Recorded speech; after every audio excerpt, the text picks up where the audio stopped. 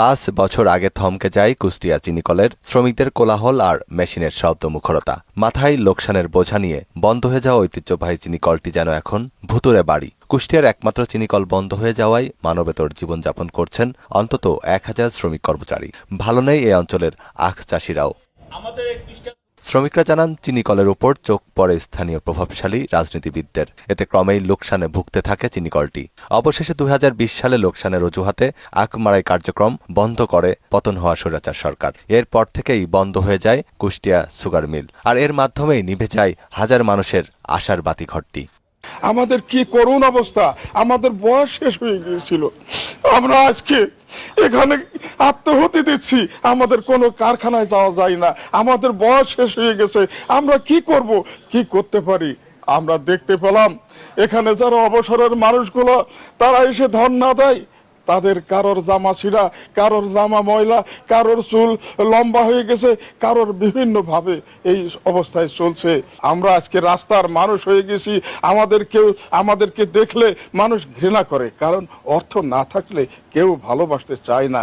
এই প্রতিষ্ঠানে আমরা চুক্তিভিত্তিক শ্রমিক প্রায় 700-800 শ্রমিক কাজ করি। এই মিলটা যখন মারাই কাজ যখন অস্থায়ীভাবে বন্ধ হয়, আমরা চুক্তিভিত্তিক শ্রমিক যারা আছি আমাদের আসলে দেখার মতো কোনো লোক নাই। আমরা কেউ খায়ে কেউ না খায়ে অনাহারে জীবনযাপন করতেছি, কেউ আসলে কাজকর্ম কোনো কিছু করতে পারি না। যখন এই প্রতিষ্ঠানে কেউ 20 বছর কাজ করছি, কেউ 16 বছর কাজ করছি, কেউ 8 বছর কাজ করছি। আসলে আমাদের অন্য জায়গায় চাকরির বয়সটাও শেষ, সবকিছু শেষ। যেখানে কাজের জন্য যায় আমাদের কেউই কাজে নেন, আমাদের ধিক্কার দিয়ে তেড়ে দেয়, বলতে তোমরা সুগার মিলে কাজ করতে সুগার মিলে চলে যাও। কিন্তু আমরা কি করব, আমরা কোনো জায়গায় কাজ করতে পারি না, কোনো কিছু করতে পারি না। আমাদের এই প্রতিষ্ঠানে যারা কাজ করছে কেউ খায়ে কেউ না খায়ে জীবনযাপন এমনও আছে যে এই প্রতিষ্ঠানে চাকরি করে গেছে চুক্তিভিত্তিক, তারা লাস্ট এই প্রতিষ্ঠান যখন বন্ধ হয়ে যায় না খায়েও তারা মারা গেছে। এই সরকারের কাছে দাবি জানায়, জোরালো দাবি জানায়, আমরা চুক্তিভিত্তিক শ্রমিক সহ যারা যেখানে আছি আমাদের এই প্রতিষ্ঠানটা যেন চালু হয়, আমরা সেই আশা ব্যক্ত করে। তবে ছাত্র জনতার গণ অভ্যুত্থানে নতুন করে স্বপ্ন বুনছেন শ্রমিকরা। তাই তো বন্ধ হয়ে যাওয়া দেশের উৎপাদনমুখী শিল্প চালু করতে অর্থনীতি বান্ধব সরকারের কাছে দাবি জানিয়েছেন তারা। 4-5 বছর মতো মিলটা বন্ধ হয়ে গেছে। এখানকার যে সমস্ত শ্রমিক কর্মচারী প্রায় 1200 শ্রমিক কর্মচারী চাকরি করতো, তারা এখন খুব কষ্টে দিন যাপন করছে। কিছু দূর দূরান্ত ট্রান্সফার হয়ে গেছে করে দেশে, তারা সেখানে যা ভালো মতো চাকরি করতে পারছে না।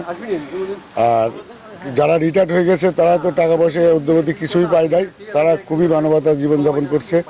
আমরা মনে করি যে বর্তমান যে গভর্নমেন্ট, প্রফেসর ইউনূস সাহেব, উনি অত্যাধিক ভালো মানুষ, সারা পৃথিবী যদি ওনার নাম আছে, সবাই ওনাকে চেনে।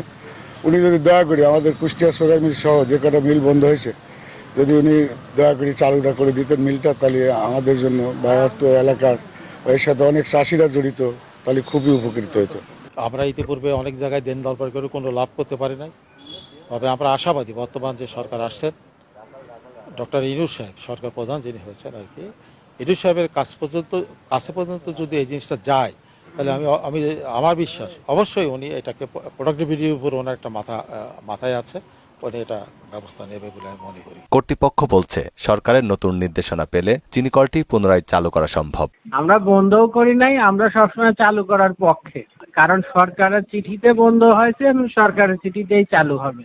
এখানে কুষ্টিয়ার সবচেয়ে ভারী শিল্প প্রতিষ্ঠান, চাষি থেকে শুরু করে দোকানদার ইত্যাদি, এখানে সবারই রিজিক এই মিলের ওসিলায় আমরা রিজিক খাচ্ছি। এখন যদি চালু হয় আমরা একটা আশায় বুক বাঁধতে পারি যে হয়তো এই তত্ত্বাবধায়ক সরকার সুদৃষ্টি দেবেন, এই আর কি। অর্থনৈতিক সমৃদ্ধি অর্জনের পাশাপাশি চতুর্থ শিল্প বিপ্লবের চ্যালেঞ্জ বাস্তবায়নে কুষ্টিয়ার চিনিকলটি চালু করার বিকল্প নেই বলেও মনে করেন সংশ্লিষ্টরা।